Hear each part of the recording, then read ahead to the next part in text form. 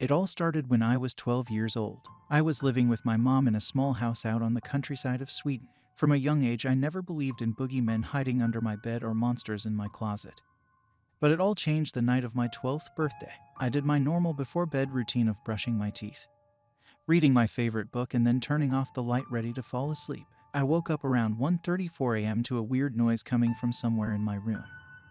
At first I just thought it must have been the tree branch of an old oak that was stood outside of my bedroom.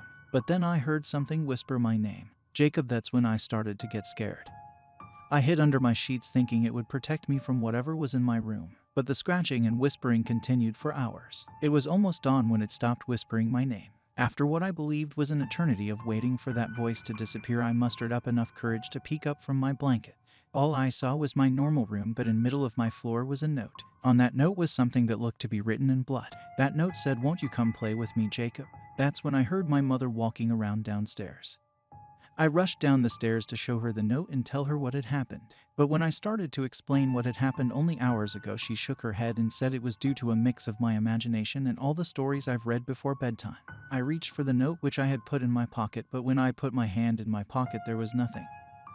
The note had disappeared. I stood there dumbfounded over how that note could have just vanished. Every night without exception since I was 12, I've heard that voice whispering, calling out to me from my closet. One time when I was home alone, I decided I'd had enough of the constant whispers and scratching. I went over to that door at exactly 1:34 a.m. and opened it to see that the closet wasn't full of clothes anymore, but that it had a huge hole at the back leading into the wall. That's when I saw it for the first time.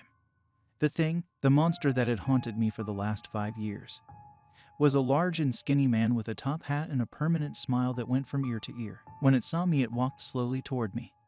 In a panic, I closed the door and started to run out of my room. I was midway on the stairs when I heard my closet door slamming open with a quick crash like it had been ripped off from the hinges. When I was all the way down the stairs, I looked up to see if that thing had followed me.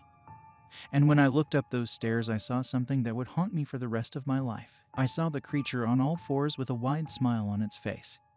I got a better view of the creature's face in the light, and I saw 2 hollow sockets where its eyes were supposed to go. It let out a demonic screech that forced me to cover my ears as I ran outside my house.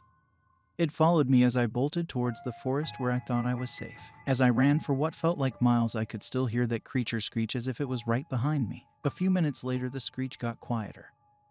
That's when I took the opportunity to hide behind a fallen tree a few hundred feet in front of me. I waited for what felt like hours. When I remembered that my mother would be home soon, I ran as quickly as I could towards the direction I thought was leading to my house. But after being lost for hours, dawn finally came and I had found my way home. But when I got to the house, I saw a tall silhouette with a top hat that was waving to me from my living room window. My stomach sank when I saw my mother's car wrecked on the driveway of my house. I saw a trail of blood leading towards my front door. I walked inside to see blood and flesh that was shredded all over the hallway and kitchen. When the police came, they didn't believe my story and arrested me for the murder of my mother. This was 25 years ago, and now I'm a free man. I went to therapy for my trauma from that night, but I will always remember that silhouette waving towards me. But my son recently started complaining about scratching and hearing whispers from his closet.